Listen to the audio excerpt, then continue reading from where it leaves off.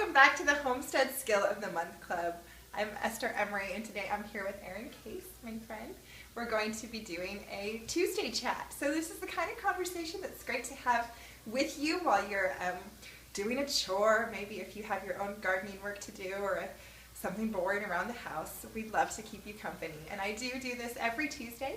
I've had a couple weeks off because, as you can hear, I've had an upper respiratory infection for the last couple weeks. I'm still not quite over. So my husband came in and stepped in for me and filled in. But I'm back now with a Tuesday chat in the month of garden, soil, and seeds.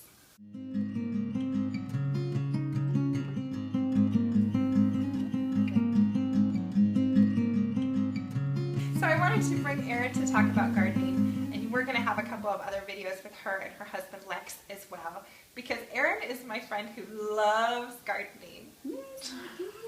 Lots of people do gardening, and lots of people feel like they should, but Erin is somebody who just lights up when she gets to garden. Yeah, I do. I love it. So tell us what it's like for you. What is your favorite thing about gardening? What's your favorite thing to grow? I think that I love gardening because I get to get my hands in the dirt. And I think there's something just refreshing about being in the sun, being in the natural light, being in the soil, that is so refreshing and lightening for my spirit. And so I get all my kids, I take them outside, I let them play, and I just play in the dirt, and they do it right there along with me. And to answer your other question, I think probably my favorite thing to plant, which is a little bit surprising, but my husband would vouch for me, is decorative pumpkins and gourds. Because something else I really love to do other than growing my own food and being out in the dirt is I love to decorate with nature. So we do a lot of that in our home. We decorate for the seasons using the pumpkins and the gourds, and we do a lot of crafts with those things that we grow. That's super cool. All right, so in a minute we're going to take a tour of Erin's property, and we're going to see some of the tricks or maybe just strategies that she uses to do a lot of growing her own food on a suburban plot. But first, can you put to words some of those strategies? How are you doing it? How are you managing to grow a lot of food in a small space? Yeah, absolutely. We've devoted a portion of our lawn to pure garden. So we picked a place in our yard that was really sunny all the time, all day long, and we just made that our garden place. We also have a lot of chain link fence, which we use to grow all of our tomatoes on. Some years we do green beans, and we also grow lots of berries on those fences so that we can just use every little space we can for food. So now we're going to go and take a tour of Erin's garden. On this side of it, kind of in front of. We have a back to Eden style garden, and that means that we use a lot of material on the top of our garden. It can be anything, but we use wood chips. So we have a local tree service company who delivers big truckloads of wood chips for free when they cut down some trees, and we use them, just pile it onto the top of our garden. What last year was 2 feet of wood chips is now condensed and broken down to a very small layer of actual wood chips, but it's become just rich, fertile soil. Last year, when we put all the soil together and got it ready for our garden, we put probably at least 2 feet of wood chips onto the top of our garden. And I'm just going to show you here what we have. The chickens have been digging through it, but where it was just fresh, raw wood chips, it is now like completely soil. It's all broken down, and it's gorgeous, and it's full of worms, and it holds moisture all through the summer. We set up a drip line because we thought we would need that, but what we realized really quickly was that the wood chips held in the moisture all summer long, so it was extremely efficient to keep moisture into the ground. Hello. Do you like those worms? Yeah. The chickens aren't normally out, but they got out today, so they're digging in the dirt with me. We have done a lot to utilize all of the parts of our yard that we can and still leave a little bit for our kids to play in.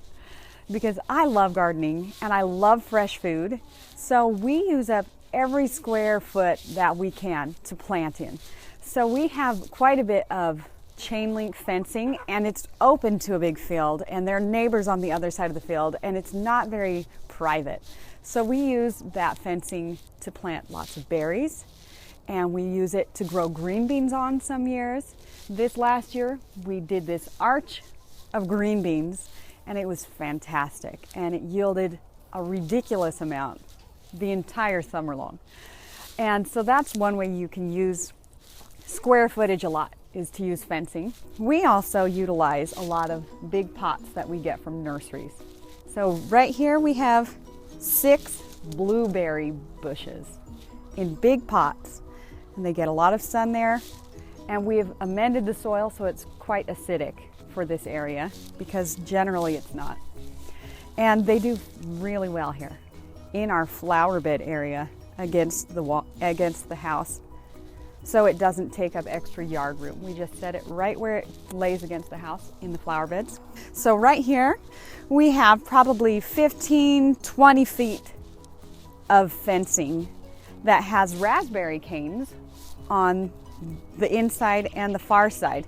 We cut them back a lot in the springtime because that's when we get around to doing it. This is one of Lex's inventions. He found out about this on YouTube. This is a strawberry barrel, and it also has this tube through the center of it that we will put in some food clippings, some just food waste. As you can see, they grew all the way until we couldn't get them anymore in the winter, and these ones were tiny and they did not turn red before we could pick them.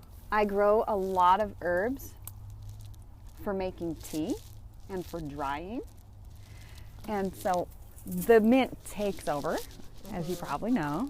So we plant it here by itself without any other plants growing there, and it grows into the grass, and we mow it and it smells like fresh mint. So amazing.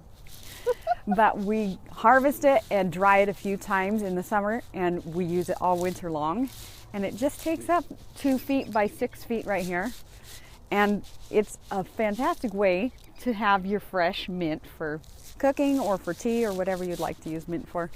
We have some peach trees.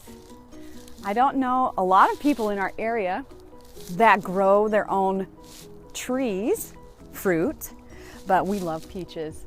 So we have 2 trees. We just put them into our yard in this small space. On this fence right here behind the peach trees, we will actually plant tomatoes. So we will have several tomato plants growing that will provide privacy and will also help us to use less of our own yard space so that we can have fresh produce. This is the remnants of my comfrey plant, and it is starting to grow back now. You can see the green coming in here, and it is one of the best things that you can plant for your yard to feed your soil. And we like to put the clippings of it in around our peach trees because that is one of the best things you can feed to peach trees. Animals love it, and I use it to gather for medicinal purposes, and as well as I use it in my tea. Is that a debate people still have? I do think it is. Probably my favorite thing to grow in our yard is lavender, because I have a really big passion for plants, but especially for flowers. So I do like to plant a lot of lavender. I have 3 different varieties, and this is what's left of it after the winter is over. But I have 12 lavender plants in my yard. I also put it into water kefir. That's one of my favorite flavors of tea as well. One of my favorite finds about uses for lavender is that if you have a sting from a bee, you can poultice or just squish up the lavender buds in your fingers, or if you have lavender oil on hand, you can rub that right on, and the bee sting pain is immediately relieved. It's really cool. If you would like to have garden in your little yard, I think that it is definitely possible. I think that it is really fun and exciting to just use the space that you have and plant whatever you like to eat, and start a little at a time if you want to, and then just add from there and use up your space to have delicious foods growing right in your yard. Well, thanks for coming along with us on a tour of Erin's suburban garden. I hope that it's encouraging to you, and we hope that you've enjoyed spending time with us today and enjoyed the tour of Erin's garden. And thanks for hanging out with us.